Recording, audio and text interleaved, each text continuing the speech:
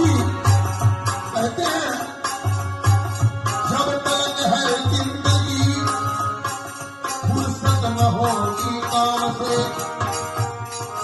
कुछ समय ऐसा निकालो और प्रेम कर लो श्री राम से।